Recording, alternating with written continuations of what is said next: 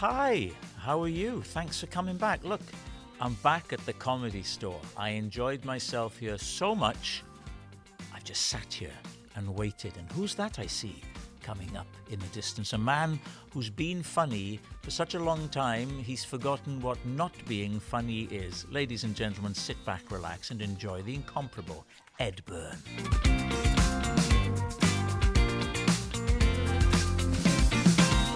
I thought, I can relax now. Now that I put this shirt on, I feel like I don't need to do it as much at all. But you know, apparently Elvis said to Priscilla that you should never have, I mean, I'm not making comparisons, but...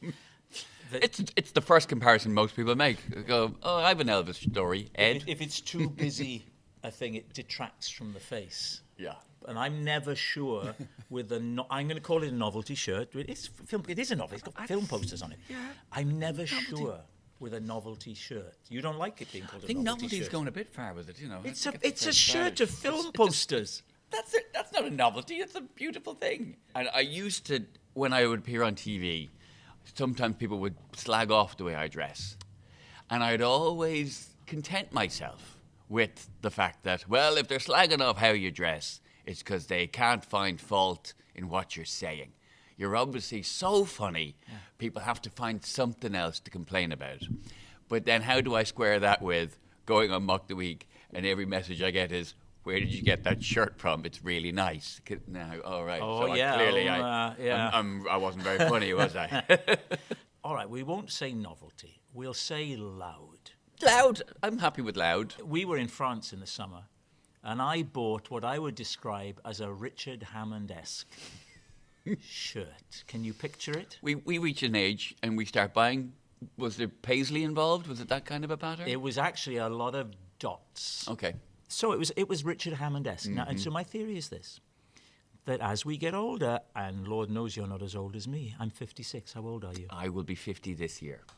I'm already getting used to the fact I'm at 50 is coming. Yeah. Yeah. Well, I'm so sorry. Yeah. I think we want colour and we want vibrancy. Are you wearing this as you tour with your wonderful tour? No, on my tour now, I'm suit and tie. If I wanted to find out about that tour, I mean, what would I? My where suggestion would would be to go to edbyrne.com. Right. That's the best source that for would all have the all dates. news to do with Ed Byrne, the comedian. Edbyrne.com. I'm glad I got that one because there's a lot of Ed Byrnes. Believe it. There's a jazz musician. There's a Canadian politician. Is that true? There's an Irish rugby player. Yeah, there's a true? few other, but I managed to get in. I got edbyrne.com before any of them. Well, I can very sincerely tell you, and you'll like this, I had no awareness that there was any other Ed Byrne in existence than you. I'm not even the only Ed Byrne in my family. My dad is, well, he's Eddie, but yeah. Yeah, and he's funny. Now, he is a funny He can tell a story. guy. And he doesn't even turn over material at the rate I do. He's still doing the same jokes he did since before I even understood them. He sounds like my kind of guy. Is he a funny guy? He is, yeah. I'd say my mother has a more sophisticated sense of humour. That's delicately put. Are you an amalgam of the two of them? Yeah, to a certain extent. often And that I way think with I'm parents. that middle child as well. I had the yearning of attention that Oh, the now wait a middle child minute. I'm has. going to pick you up on that because I've got a thing about this. Yeah?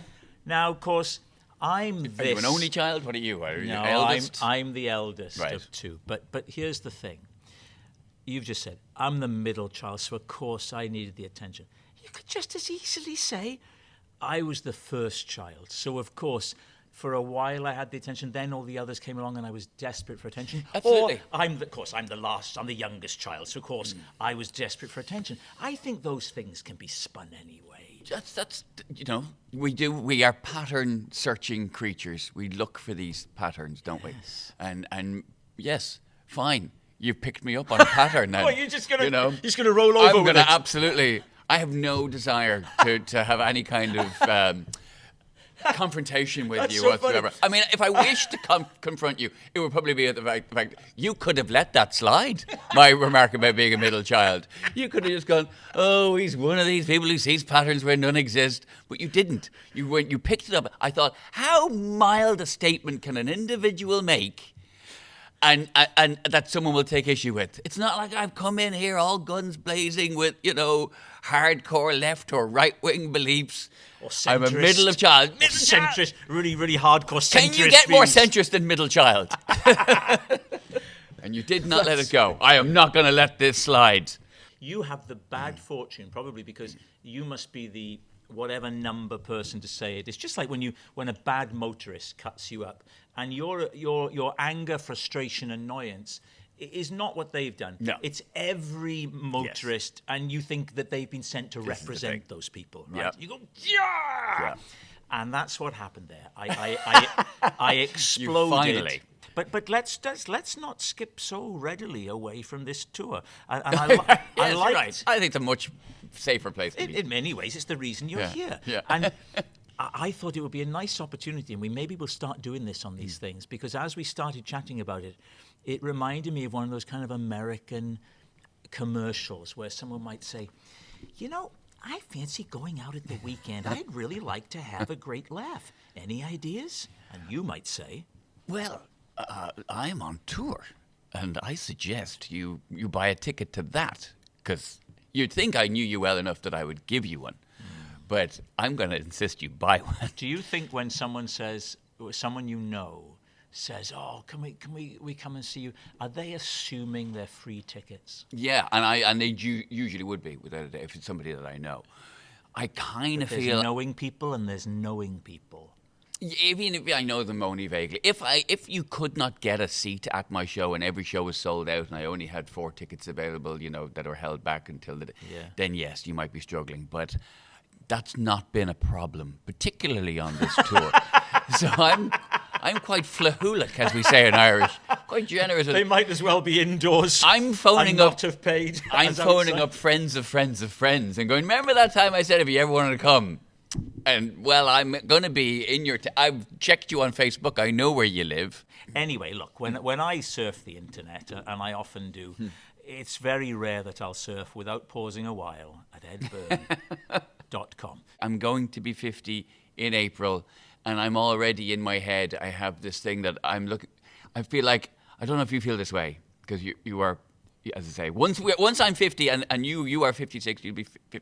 We're in the same bracket now. I'll be 57 in May, so we'll be the same close. bracket still, though. Okay, Whereas at the moment we're technically in different decades. Yeah. Soon we will be, and I just feel that what I'm kind of accepting now is that anything that you would say about me, you will then have to follow up with for a man in his 50s.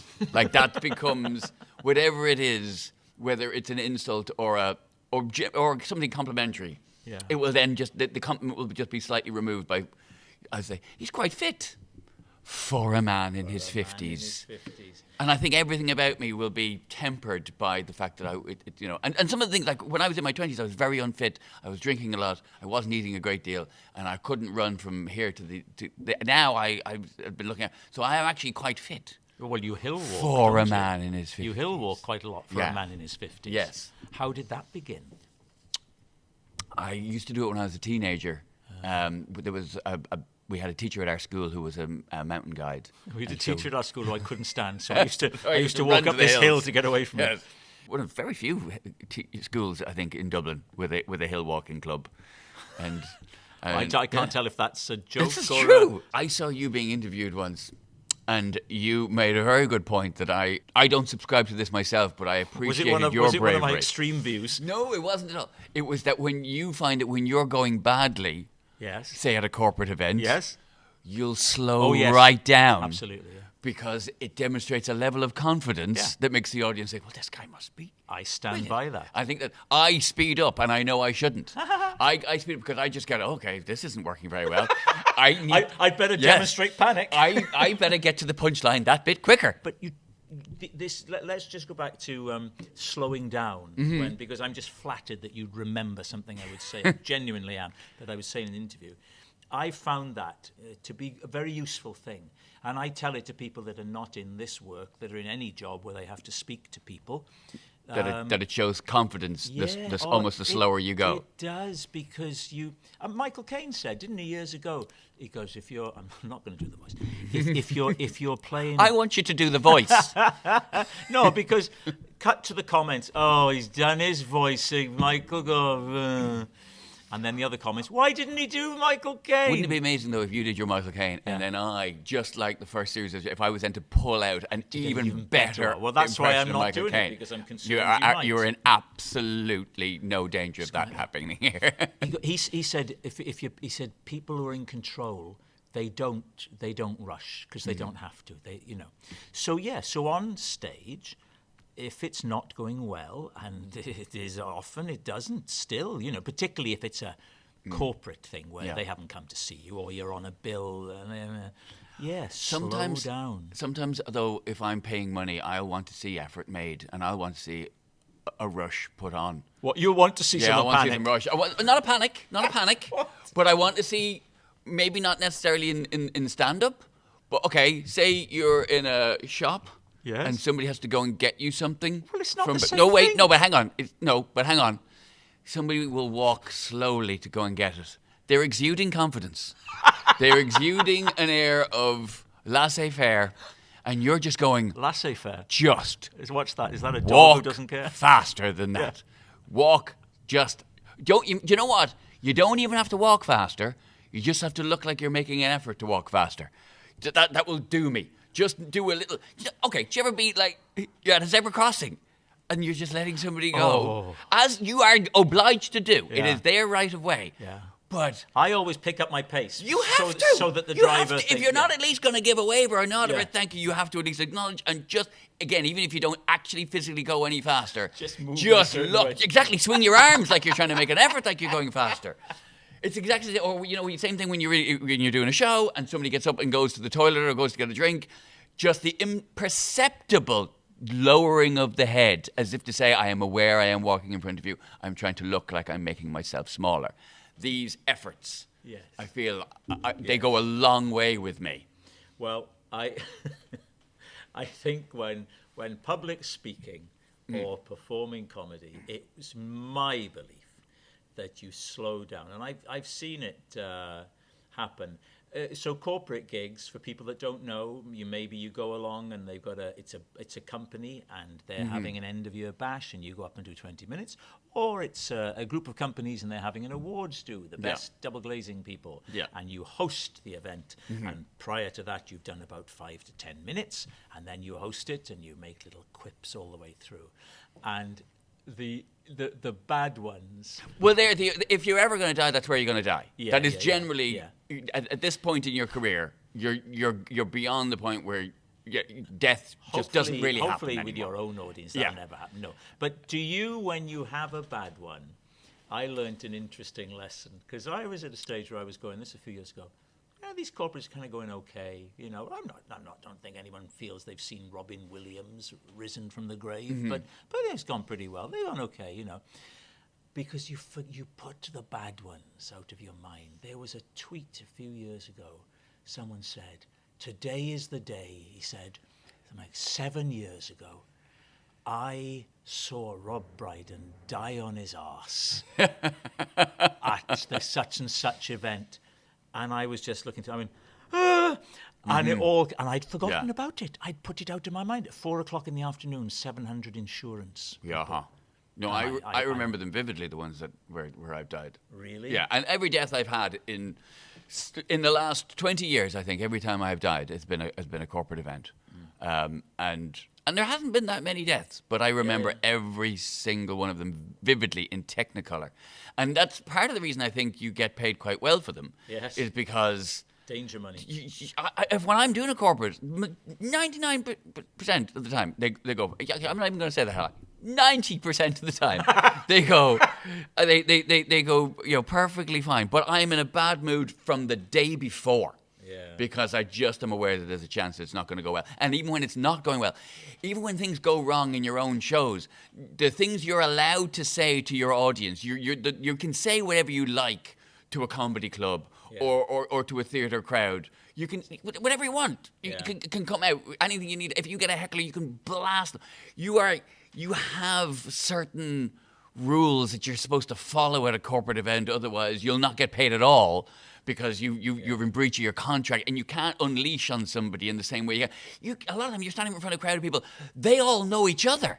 You go and do a theatre.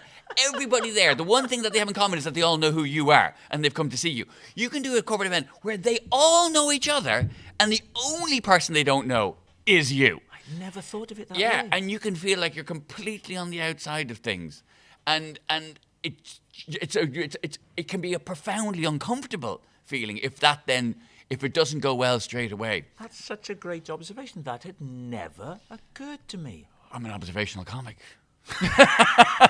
Observations are what I do. I know, but I'd not observed that one. All right, look, we've had a lot of fun. But how lovely to spend time talking to, if my audience could rise to their feet, that's not an age reference, if they were with us now and they could rise to their feet, they would, and they would then bend and salute at the same time Mr. Ed Byrne. Thank you.